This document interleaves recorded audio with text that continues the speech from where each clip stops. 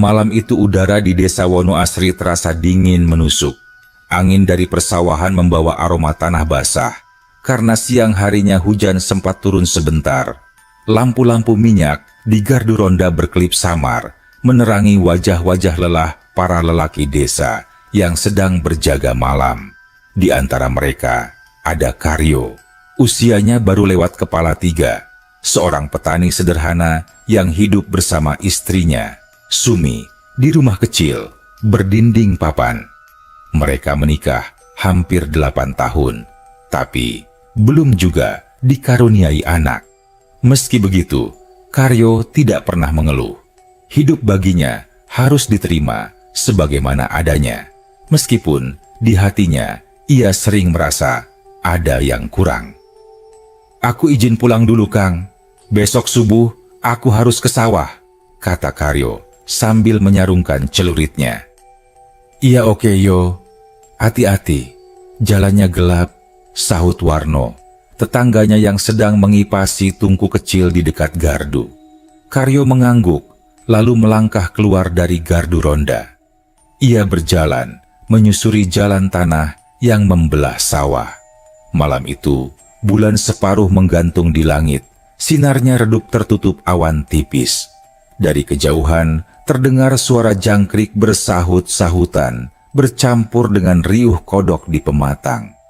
Langkah Karyo tenang, hanya ditemani suara sandal jepitnya yang menapak di tanah becek. Ia sudah terbiasa lewat jalan itu. Meski gelap, ia hafal setiap belokan, setiap rumpun bambu, bahkan setiap pohon besar yang berdiri di pinggir jalan. Namun, ketika sampai di dekat pematang sawah yang lebih lebar, ia berhenti. Dari arah kegelapan, samar-samar terdengar suara tangisan. Suara itu lirih, seperti suara anak kecil. Karyo menajamkan telinga. Ia pikir mungkin ada anak kecil yang kebetulan tersesat atau jatuh ke parit. Tapi anehnya, siapa pula anak kecil yang masih berkeliaran jam segini? Ia melangkah hati-hati, matanya menelusuri sekitar. Semakin dekat, tangisan itu semakin jelas. Sesekali terdengar seperti terisak, kadang terhenti, lalu terdengar lagi. Di ujung pematang, di bawah pohon randu yang besar, Karyo melihat sosok kecil sedang duduk meringkuk. Tubuhnya gemetar, kepalanya tertunduk. Dari jarak itu, jelas sekali bahwa sosok itu adalah anak lelaki. "Le, sapa kowe? Kenapa nangis di sini?" tanya Karyo pelan, mencoba tidak membuatnya ketakutan. Anak itu menoleh perlahan. Wajahnya bulat, pucat, matanya berkaca-kaca. Yang membuat Karyo heran, baju yang dipakai anak itu terlihat aneh, seperti pakaian zaman dulu. Kemeja longgar dari kain lusuh, celana gombrong, dan ikat pinggang kain. Tidak seperti pakaian anak-anak desa pada umumnya. "Saya tersesat, Paman," jawab anak itu lirih. "Saya nggak tahu jalan pulang." Karyo merasakan bulu kuduknya meremang, tapi rasa kasihan lebih kuat. Ia jongkok di hadapan anak itu, lalu menepuk bahunya. "Sudah, jangan nangis. Ayo ikut aku ke rumah. Nanti besok pagi kita tanyakan orang kampung, siapa tahu ada yang kenal." Anak itu menatapnya lama, seolah ragu. Tapi akhirnya ia berdiri, mengikuti Karyo dengan langkah kecil. Tangannya dingin ketika tanpa sengaja menyentuh lengan Karyo. Sepanjang jalan pulang, anak itu diam saja. Hanya sesekali menunduk, seakan takut menatap sekitar. Sementara Karyo berusaha menenangkan dirinya sendiri. Ada rasa aneh di hatinya. Bagaimana bisa anak sekecil itu ada di sawah malam-malam, berpakaian aneh pula? Tapi ia menepis pikiran buruk. Bagaimanapun anak itu butuh pertolongan. Sampai di rumah, Sumi yang baru selesai membereskan dapur langsung kaget. "Loh, ini anak siapa, Kang?" tanyanya. "Entahlah, katanya tersesat. Aku temukan di sawah, jawab Karyo sambil mempersilakan anak itu duduk di amben bambu depan rumah. Sumi menatap anak itu dari ujung kepala hingga kaki. Ada raut heran di wajahnya. Tapi ia segera luluh melihat mata si bocah yang masih sembab. Ya Allah, kasihan sekali. Sudah makan? Nak. Anak itu menggeleng pelan. Sumi masuk ke dapur, mengambil sisa nasi dan sayur lodeh. Ia menaruhnya di mangkuk, lalu menyerahkan kepada anak itu. Dan betapa terkejutnya mereka. Si anak makan dengan lahap sekali, seakan sudah berhari-hari tak menyentuh nasi. Karyo dan Sumi saling pandang. Ada rasa heran, sekaligus iba. Setelah makan, anak itu mulai kelihatan mengantuk. Sumi menyiapkan tikar dan bantal di ruang tengah. Anak itu rebahan, memeluk bantal, lalu tertidur pulas. Malam semakin larut. Di luar rumah, angin kembali berhembus kencang, membuat dedaunan pisang bergesek, menimbulkan suara seram. Karyo masih duduk termenung, memandangi anak itu dari jauh. Aneh ya Kang, bisik Sumi. Kita nggak pernah dengar ada anak hilang di kampung ini. Tapi kenapa tiba-tiba ada bocah seperti ini? Karyo menghela napas. Besok kita tanyakan ke tetangga-tetangga. Siapa tahu ada yang kehilangan. Kalau nggak ada, mungkin dari kampung lain. Sumi mengangguk, tapi jauh di lubuk hati, ia merasa ada sesuatu yang ganjil. Baju anak itu, cara bicaranya, bahkan wajahnya yang pucat membuatnya resah. Namun ia memilih diam, tak ingin menambah kekhawatiran suaminya. Di luar rumah, malam semakin hening. Hanya ada suara jangkrik dan sesekali anjing menggonggong di kejauhan. Dan di dalam rumah sederhana itu, sepasang suami istri yang lama mendambakan seorang anak, kini sedang menampung sosok kecil misterius yang entah dari mana asalnya. Pagi itu, ayam jantan baru saja berkokok ketika Sumi bangun lebih dulu. Ia menyalakan api di tungku dapur, lalu mulai menanak nasi. Udara pagi masih dingin, embun menempel di daun-daun pisang di samping rumah. Dari bilik tengah, terdengar suara bocah yang mereka temukan semalam sedang batuk kecil. Sumi menengok. Anak itu sudah bangun, duduk di tikar sambil memeluk bantal. Wajahnya masih pucat, tapi matanya kini terlihat lebih cerah. Kamu sudah bangun, Nak? Tanya Sumi ramah.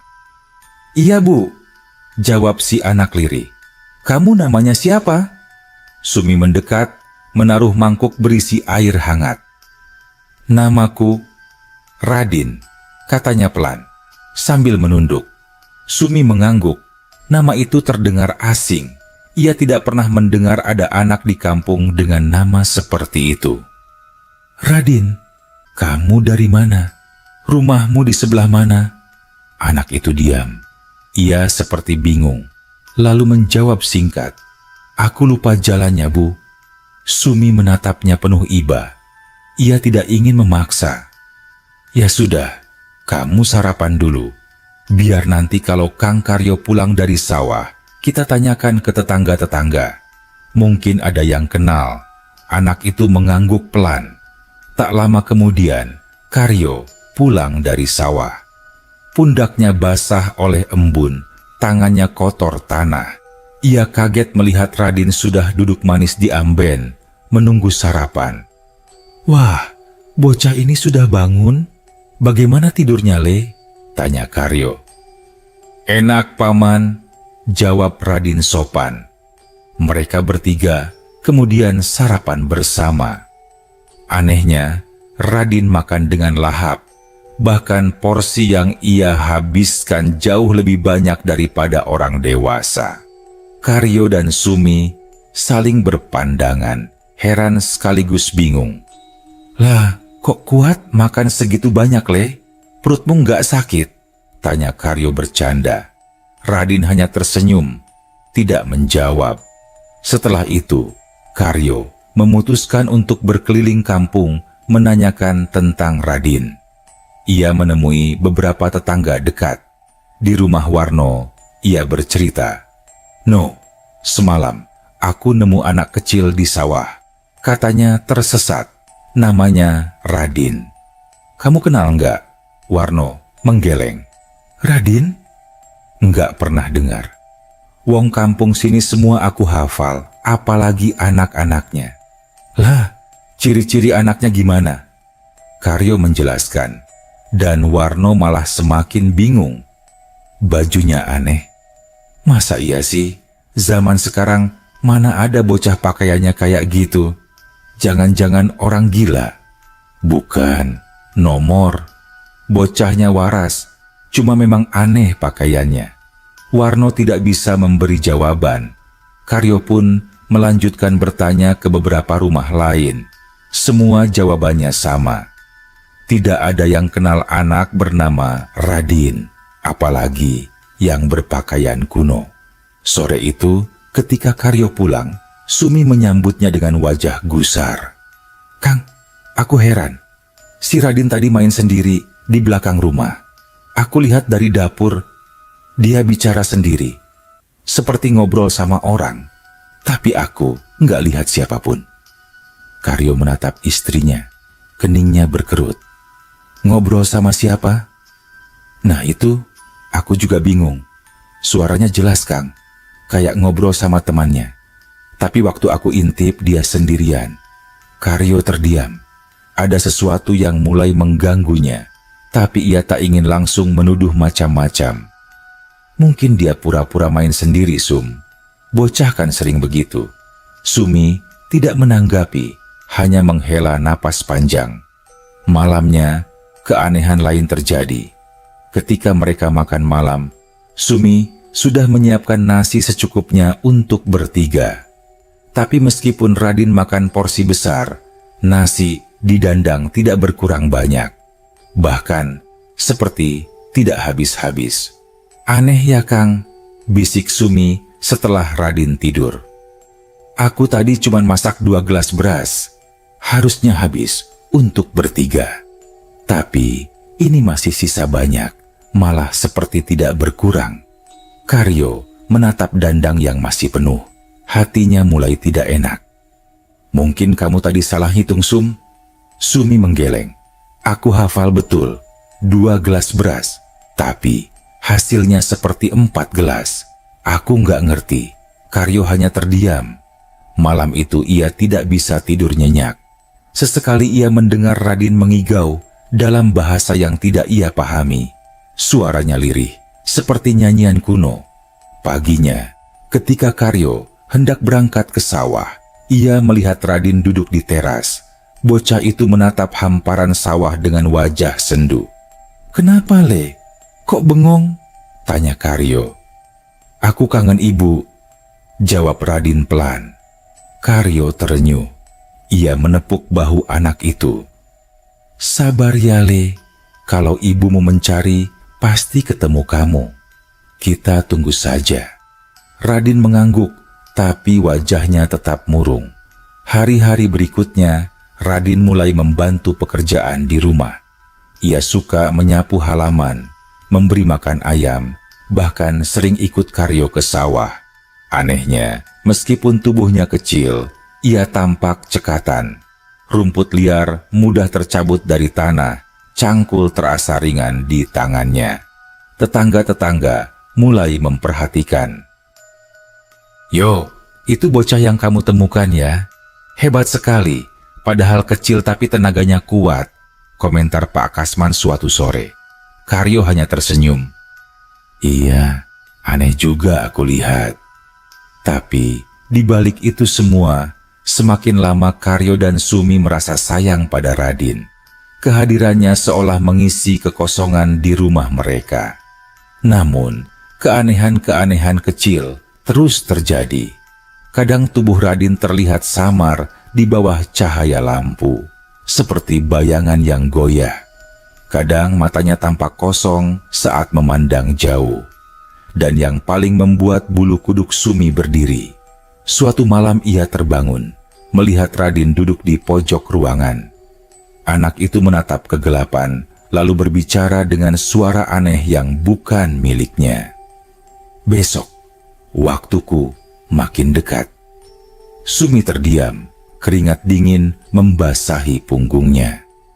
Ia ingin membangunkan Karyo, tapi lidahnya keluh. Sejak malam itu, Sumi semakin yakin anak ini bukan anak biasa. Hari-hari berlalu, dan keberadaan Radin semakin menjadi pembicaraan di desa Wonoasri. Tetangga-tetangga penasaran, ada pula yang mulai curiga. Suatu siang, ketika Karyo sedang duduk di balai-balai depan rumah, datanglah Pak Lurah bersama 2 orang perangkat desa. "Yo, aku dengar kamu menampung anak kecil yang ditemukan di sawah?" tanya Pak Lurah. "Iya Pak, ini anaknya, namanya Radin. Saya sudah tanyakan ke banyak tetangga, tapi tidak ada yang kenal." Pak Lurah menatap Radin lama. Bocah itu berdiri sopan, menunduk. Pak Lurah berdehem. "Aneh ya, di kampung ini tidak ada keluarga yang kehilangan anak. Kalaupun ada orang luar, seharusnya sudah ada yang datang mencari." "Iya Pak, saya juga heran. Tapi dia bilang tersesat." Pak Lurah menghela napas. "Ya sudah, untuk sementara kamu urus saja dulu. Tapi tetap hati-hati. Zaman sekarang aneh-aneh. Jangan sampai kita kecolongan." Karyo mengangguk, walau di dalam hati ia mulai resah. Ia tahu Pak Lurah sebenarnya juga bingung. Malamnya, keanehan kembali terjadi. Setelah semua tidur, Karyo terbangun karena mendengar suara lirih. Ia bangkit pelan, lalu berjalan ke ruang tengah. Di sana, ia melihat Radin duduk bersila menghadap pintu yang terbuka sedikit. Bulan separuh masuk, menembus celah. Anak itu bergumam dengan bahasa yang sama sekali tidak dimengerti Karyo. Nadanya seperti doa, tapi asing, tua, dan berat. "Radin?" panggil Karyo hati-hati. Bocah itu terdiam, lalu menoleh. Matanya memancarkan sinar aneh sesaat sebelum kembali normal. "Paman belum tidur?" tanyanya tenang. "Kenapa kamu duduk di sini? Tengah malam begini, mestinya tidur." Radin hanya tersenyum tipis. "Aku lagi mendengar panggilan Paman." "Panggilan apa?" "Panggilan dari rumah." Karyo tertegun. Ia ingin bertanya lebih jauh, tapi entah kenapa lidahnya keluh. Radin kembali rebahan di tikar, seolah tidak terjadi apa-apa. Esoknya, Sumi yang kebetulan menjemur pakaian sempat mendengar percakapan tetangga di tepi jalan.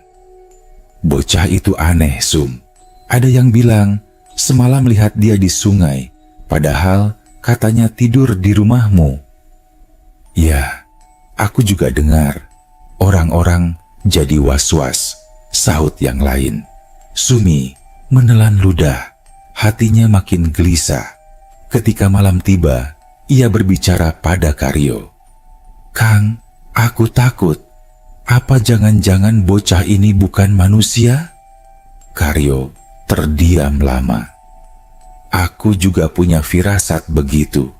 Tapi kamu lihat sendiri, Sum. Dia sopan, rajin, nggak bikin masalah. Masa kita tega mengusir?" "Bukan masalah tega atau tidak, Kang. Aku cuma takut kalau ada apa-apa." Karyo meraih tangan istrinya. "Kita jalani saja dulu. Siapa tahu, semua ada maksudnya." Hari itu, hujan deras mengguyur desa. Petang menjelang, suara petir bergemuruh. Radin duduk di dalam rumah, menatap keluar dengan wajah cemas. "Paman," katanya tiba-tiba. "Ada apa, Din?" sahut Karyo yang sedang menambal sabit. "Aku tidak bisa lama-lama di sini." Karyo berhenti bekerja. "Maksudmu?" "Ibu sudah menunggu. Kalau aku terlalu lama di sini, aku tidak bisa kembali lagi." Karyo tercekat. Ibumu ada di mana, Le? Radin tidak menjawab. Matanya berkaca-kaca. Aku senang di sini, Paman. Tante Sumi baik. Tapi rumahku bukan di sini. Suasana menjadi hening. Hanya ada suara hujan deras menimpa atap seng. Malam itu, Sumi kembali terbangun. Kali ini, ia mendengar jelas suara Radin bercakap dengan seseorang. Bukan monolog, melainkan benar-benar seperti percakapan dua arah. Iya, Bu, aku masih di sini. Aku tahu waktuku sebentar lagi, tapi aku ingin lebih lama dengan mereka. Sumi memberanikan diri mengintip dari celah bilik. Radin duduk di lantai, menatap ke arah pintu yang terbuka setengah. Dan di sana, samar-samar, Sumi melihat bayangan perempuan tua berdiri di bawah hujan. Wajahnya teduh, tapi matanya tajam. Sumi terperanjat. Ia buru-buru menutup celah bilik, menahan napas. Paginya, Sumi menceritakan pada Karyo. Aku lihat sendiri, Kang, ada perempuan di luar rumah.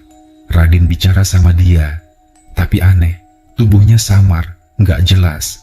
Karyo tercenung lama, dadanya berdegup keras. Kalau begitu, jelas sudah, Sum. Radin bukan anak manusia biasa. Sumi menutup mulutnya, menahan rasa takut. Terus, kita harus bagaimana? Karyo memandang ke arah Radin yang sedang memberi makan ayam dengan wajah polos. Hatinya bimbang. Ada rasa takut, tapi juga sayang. Dan semakin hari, ikatan itu makin kuat. Radin bukan sekadar tamu, ia sudah seperti anak sendiri. Tapi Karyo tahu, cepat atau lambat, bocah itu pasti akan pergi. Sejak hari Sumi melihat bayangan perempuan tua di luar rumah, suasana di keluarga Karyo berubah. Meski Radin tetap berperilaku manis, ada rasa was-was yang makin mengendap di hati mereka. Tetangga-tetangga mulai semakin sering bergosip. Ada yang bilang Radin bukan manusia. Ada yang menuduh Karyo dan Sumi memelihara makhluk halus untuk memperkaya diri. Yo, kamu harus hati-hati, kata Warno suatu sore. Orang kampung ini mulai curiga. Mereka mengira itu bukan anak manusia. Karyo hanya bisa tersenyum kecut. No, aku sendiri juga bingung. Tapi masa iya aku tega ngusir anak kecil begitu saja? Ya, aku ngerti. Cuma kamu harus waspada. Kalau beneran itu bukan anak biasa, jangan sampai nyusahin. Karyo mengangguk pelan. Malam itu, ia termenung lama di beranda rumah, menatap sawah yang remang-remang diterangi bulan separuh. Tiba-tiba, terdengar suara langkah kecil dari dalam rumah. Radin muncul, wajahnya murung. Paman, apa orang-orang marah karena aku tinggal di sini? Tanyanya tiba-tiba. Karyo kaget. Kenapa kamu bilang begitu? Aku dengar mereka bisik-bisik di jalan. Mereka bilang aku aneh. Mereka takut sama aku. Karyo terdiam. Ia tidak tahu harus menjawab apa. Tapi melihat mata Radin yang berkaca-kaca, ia akhirnya menepuk pundak anak itu.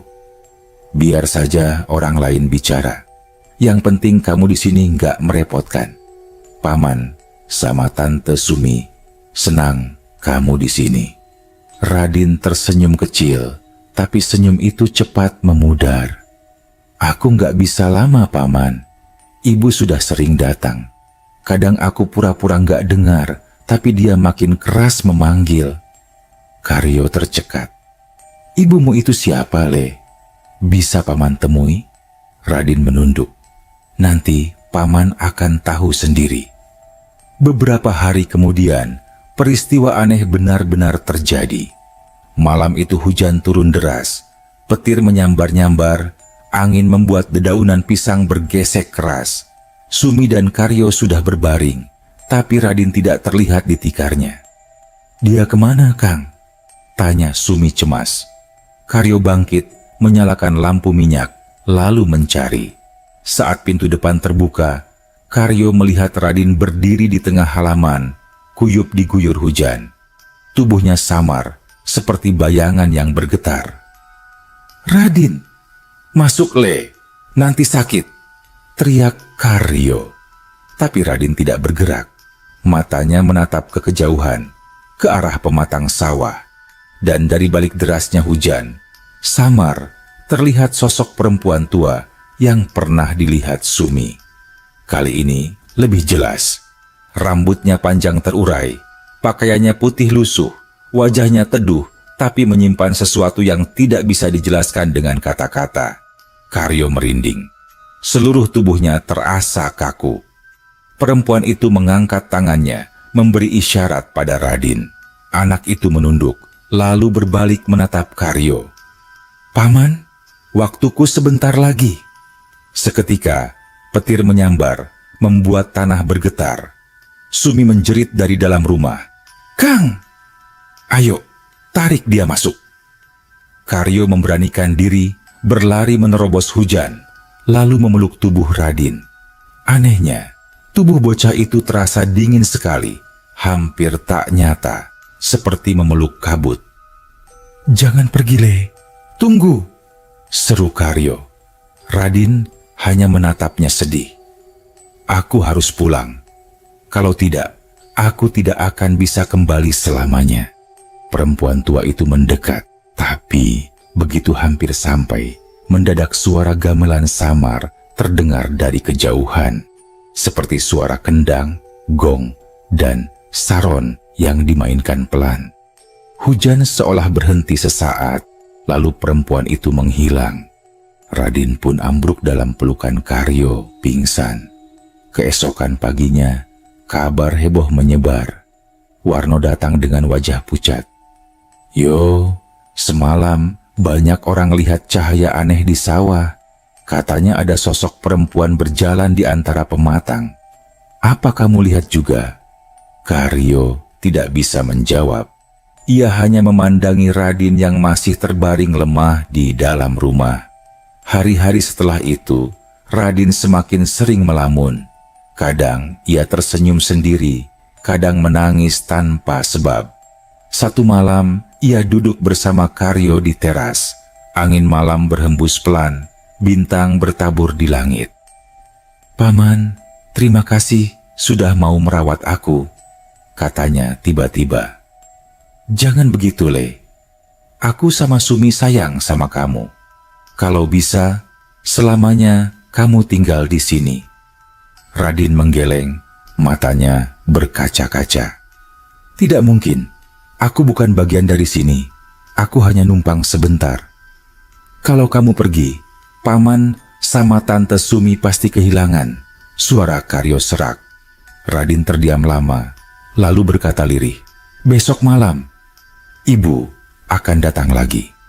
Kalau saat itu tiba, aku harus ikut dia." Karyo tercekat, tak mampu berkata apa-apa. Di dalam rumah, Sumi yang mendengar percakapan itu hanya bisa menutup mulutnya, menahan tangis. Ia tahu, saat yang ditakutinya semakin dekat. Malam itu benar-benar mencekam. Anjing-anjing desa menggonggong tanpa henti. Suara burung hantu terdengar dari arah hutan bambu. Angin membawa bau harum bunga melati yang entah dari mana asalnya. Karyo dan Sumi duduk berdua di ruang tengah. Radin tertidur di tikarnya. Tapi tepat tengah malam, bocah itu bangun dengan sendirinya. Matanya bening menatap pintu depan. "Paman, Tante, Ibu sudah datang." Hening mencekam. Karyo dan Sumi saling pandang. Dada mereka berdegup kencang. Lalu, dari luar, terdengar suara langkah pelan.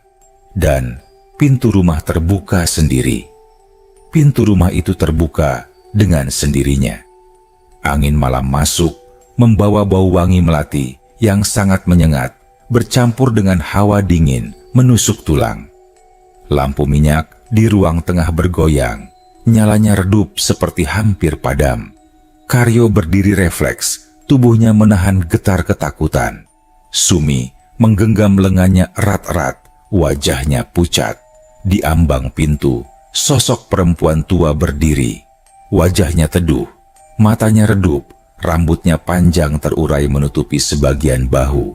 Bajunya putih, lusuh, tapi bersih. Ada keanggunan, sekaligus wibawa yang membuat siapapun yang melihat tak bisa bersuara. Radin berdiri perlahan dari tikarnya. Tubuh kecil itu bergerak mantap, seakan sudah tahu apa yang harus dilakukan. Ia menoleh ke arah Karyo dan Sumi, tersenyum tipis. "Paman, Tante, terima kasih sudah menjaga aku," katanya lirih. Suaranya terdengar jelas, tapi sekaligus jauh, seperti bergema dari balik ruang kosong. "Radin, jangan!" teriak Sumi tiba-tiba, air matanya tumpah. "Kamu jangan pergi. Kamu di sini saja. Anggap kami orang tuamu." Bocah itu menatapnya dalam, seolah hatinya juga teriris. "Aku ingin sekali, Tante. Tapi aku bukan bagian dari dunia ini. Aku hanya boleh singgah sebentar." Karyo melangkah maju, memegang bahu Radin yang terasa dingin seperti embun pagi. "Le, kalau kamu pergi, kami berdua kehilangan. Kamu sudah seperti anak kami sendiri." Radin menunduk, air matanya jatuh. "Aku juga sayang Paman dan Tante. Tapi Ibu sudah menunggu. Kalau aku tidak ikut, aku tidak akan bisa kembali lagi." Perempuan tua itu mengangkat tangan, memberi isyarat. Wajahnya tidak menakutkan, justru tenang seperti seorang ibu yang sabar menjemput anaknya. Tiba-tiba terdengar suara-suara dari luar rumah. Tetangga-tetangga berdatangan karena melihat cahaya aneh dari kejauhan. Warno dan beberapa orang muncul di halaman, tapi mendadak mereka terdiam, seolah lidah terkunci melihat pemandangan itu. Lampu minyak bergetar hebat, suara gamelan samar kembali terdengar, makin lama makin jelas, seakan ada hajatan besar di kejauhan. Gong berbunyi berat, kendang berdentum pelan, membuat suasana semakin mencekam sekaligus hikmat. Radin menoleh sekali lagi. "Paman, Tante, jangan takut. Aku akan selalu ingat kebaikan kalian." Karyo memeluknya erat. Anehnya, tubuh Radin terasa semakin ringan, semakin samar. Pelukan itu seperti memeluk angin.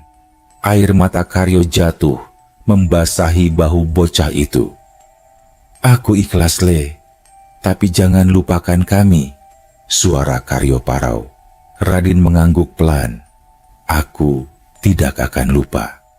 Perempuan tua itu maju, menyentuh kepala Radin dengan lembut. Lalu ia menatap Karyo dan Sumi. Suaranya pelan namun jelas. "Kalian sudah menjaga anakku dengan tulus. Kebaikan tidak akan hilang. Ingatlah, rezeki datang bukan hanya dari sawah, tapi juga dari hati yang ikhlas." Seketika, angin bertiup kencang, melati semakin harum. Radin menunduk hormat pada Karyo dan Sumi, lalu perlahan tubuhnya menjadi cahaya samar. Sosoknya menyatu dengan perempuan tua itu. Kemudian keduanya menghilang seperti kabut di telan malam. Sunyi, tidak ada yang bersuara. Hanya suara jangkrik yang kembali terdengar dari sawah, seolah tidak pernah terjadi apa-apa. Tetangga-tetangga yang tadi melihat dari luar, satu persatu mundur, sebagian gemetar, sebagian menunduk hormat. Tidak ada yang berani berkata sepatah pun. Di dalam rumah, Sumi jatuh terduduk, menangis tersedu-sedu. Karyo hanya berdiri kaku, dadanya sesak, hatinya kosong. Karyo berlutut di samping istrinya, memeluknya erat. Dia sudah pergi, tapi aku yakin itu bukan perpisahan sia-sia. Malam itu mereka berdua tidak bisa tidur. Rumah terasa sepi, kosong, dingin. Tikar yang biasanya dipakai Radin masih terhampar. Bantal kecilnya masih ada, tapi tak ada lagi tubuh kecil yang memeluknya. Keesokan paginya, ketika Karyo membuka pintu rumah, ia tertegun. Di teras, tergeletak sebungkus kain putih kecil. Karyo memungutnya dengan hati-hati. Saat dibuka, isinya adalah beberapa koin emas kuno yang berkilau meski diselimuti debu waktu. Di sampingnya, ada sebungkus beras putih yang butirannya tampak lebih pulen dan harum daripada beras biasa. Sumi yang melihat ikut terperangah. "Ya Allah, Kang, ini apa?" Karyo menggenggam kain itu erat. Hatinya gemetar, tapi juga hangat. "Ini hadiah, imbalan karena kita sudah menjaga anak itu." Sejak hari itu, keanehan kecil terjadi di rumah mereka. Beras pemberian itu, setiap kali ditanak, selalu menghasilkan nasi yang harum dan tidak cepat habis. Dan koin emas yang mereka simpan di peti kayu, entah bagaimana caranya, selalu membuat rezeki Karyo lancar. Sawahnya panen bagus, ayam-ayamnya bertelur banyak, kehidupannya pelan-pelan menjadi lebih lapang. Tetangga-tetangga yang dulu curiga, akhirnya hanya bisa menggeleng-geleng. Mereka melihat sendiri Karyo tetap hidup sederhana, tidak berubah tamak, tidak pamer harta. Malah, semakin sering ia membantu warga lain. Meski begitu, ada satu hal yang tidak bisa hilang, rasa rindu. Kadang, ketika malam sunyi, Karyo dan Sumi duduk berdua di beranda, memandang sawah yang disinari bulan. Dalam diam, mereka berharap Radin datang lagi, berlari kecil, memanggil mereka seperti anak sendiri. Tapi yang tinggal hanya kenangan, wangi melati samar, dan suara gamelan jauh yang sesekali terdengar di antara desir angin malam. Sejak malam Radin pergi bersama sosok perempuan tua itu, kehidupan Karyo dan Sumi berubah perlahan. Bukan berubah karena mereka tiba-tiba kaya raya, tetapi berubah dalam rasa, dalam pandangan mereka terhadap hidup. Karyo yang semula hanya petani biasa dengan hasil pas-pasan, kini mendapati sawahnya selalu subur. Hama yang biasanya menyerang, entah mengapa tidak lagi menjadi masalah besar. Air irigasi yang sering tersendat justru mengalir lancar ke petak sawahnya. Dan setiap kali mereka menanak beras yang tersisa dari bingkisan di teras itu, nasi yang keluar selalu harum, pulen, dan tidak pernah cepat basi. Namun, meski ada rezeki lebih, Karyo tidak pernah mengubah gaya hidupnya. Rumahnya tetap sederhana, berdinding anyaman bambu. Ia tidak pernah membeli barang mewah, tidak pula membangun rumah besar seperti orang kota.